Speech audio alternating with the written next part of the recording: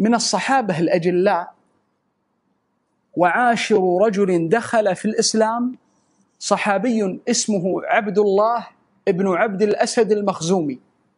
عبد الله بن عبد الأسد المخزومي عاشر رجل دخل في الإسلام، وكان كريما شجاعا له سابقة في الإسلام وتأييده ودعمه.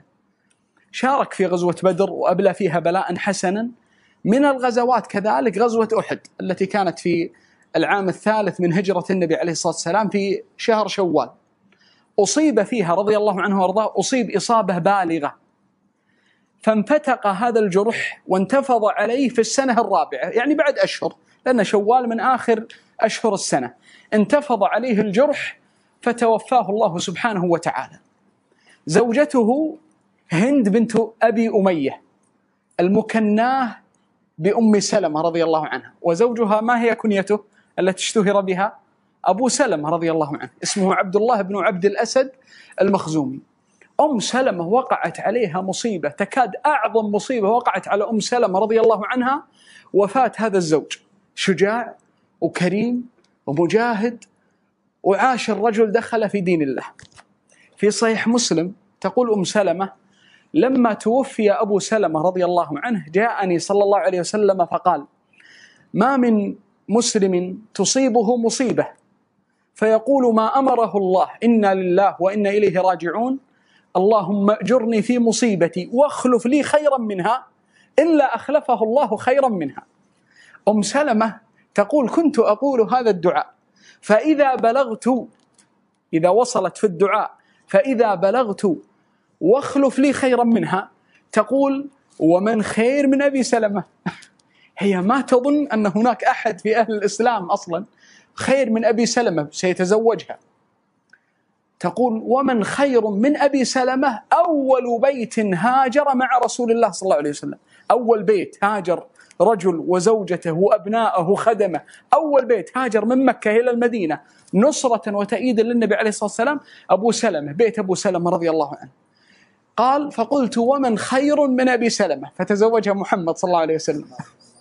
يعني عقلها لم يسمح لها أن تتصور أنه سيكون النبي عليه الصلاة والسلام خلفا لأبي سلمة، وهو خير من أبي سلمة ومن ملء الأرض من أمثاله رضي الله عنه وأرضاه.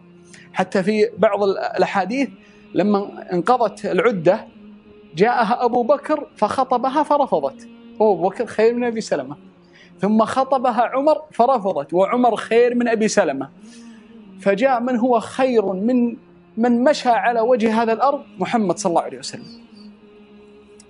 كل مصيبة مهما عظم حجمها واجهها لعله خير. أم سلمة رضي الله عنها ما تصورت أصلا أنه سيعقب زوجها رضي الله عنه وأرضاه رجل بحجم النبي عليه الصلاة والسلام وبأخلاقه، خير من مشى على وجه هذه الأرض. فالمصائب التي تصيبنا نحن لا ندرك ما هو الخير الذي أراده الله سبحانه وتعالى لنا أثناء وقوعها.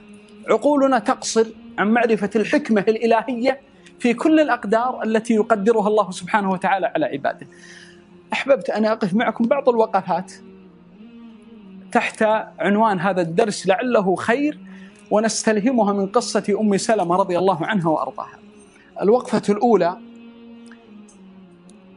لا شك أن من بينكم ومن يراني من هو مصاب إما بمرض عضال أو بفقد قريب أو حبيب، أو من خسر وظيفته ماله.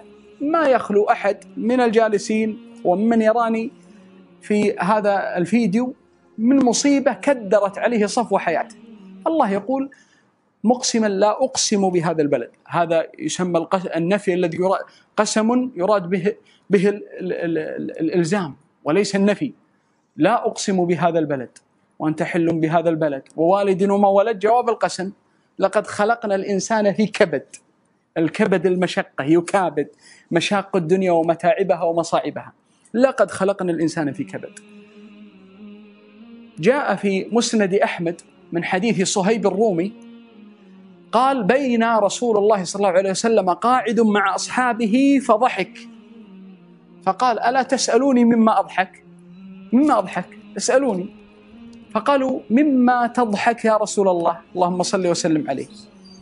قال عجبت لأمر المؤمن إن أمره كله خير، إن أصابه ما يحب حمد الله فكان له خير، وإن أصابه ما يكره فصبر كان له خير، وليس كل أحد أمره كله خير إلا المؤمن.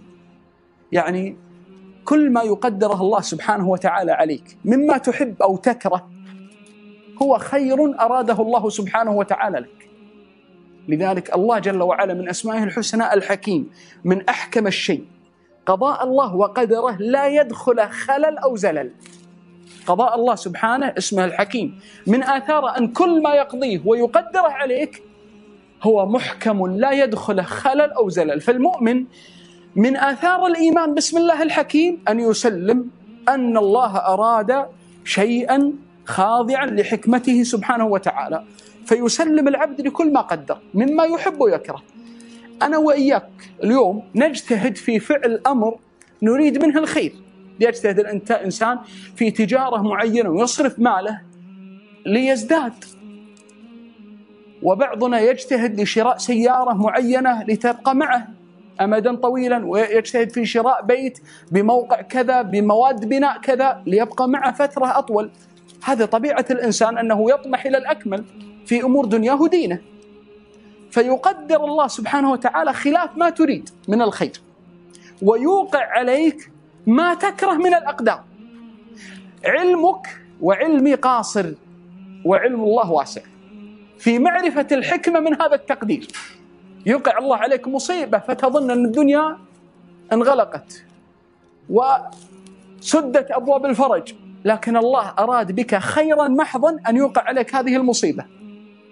يا إخواني بالله عليكم كم مرة نقرأ سورة الكهف؟ كم مرة؟ كل جمعة، والإنسان يقرأ هذه السورة وفيها ما يدل على هذا المعنى. لو أن الإنسان يتدبر سياق خبر الخضر مع نبي الله موسى في القصص الثلاثة لما جزع على قدر ومصيبة قدرها الله إطلاقا. منها انظر إلى أعظم هذه المصائب بعد قتل الولد الثانية خرق السفينة، فانطلق حتى إذا ركب في السفينة خرقها، قال أخرقتها لتغرق أهلها لقد جئت شيئا إمرا. مصيبة عظيمة، منكر عظيم أتيت به. السفينة تعتبر مصدر رزق أم لا؟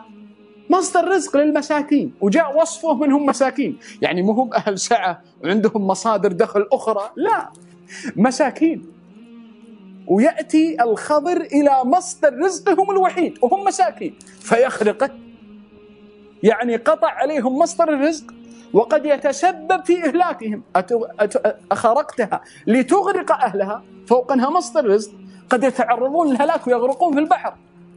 هذا علمي وعلمك القاصر. أنت تخيل اليوم لو عندك محل وحيد هو مصدر رزقك وتجارتك، ويأتي رجل ويحرق عليك، يغيب عليك أين الخير في حرق المحل؟ لأنه بيد الله. لكن الإيمان ضعيف يا إخواني في معرفة الحكمة من أقدار الله، ما نحب منها وما نكره.